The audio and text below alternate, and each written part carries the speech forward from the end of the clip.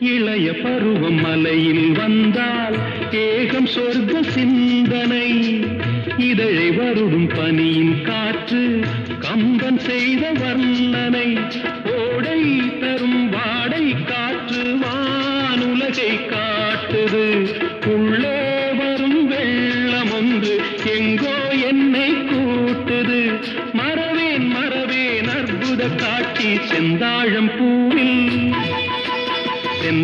பூவில் வந்தாடும் தென்றல் என் மீது மோதுதம்மா. உவாசம் மேடை போடுதம்மா, பெண் போலே ஜாடை பேசுதம்மா. அம்மம்மா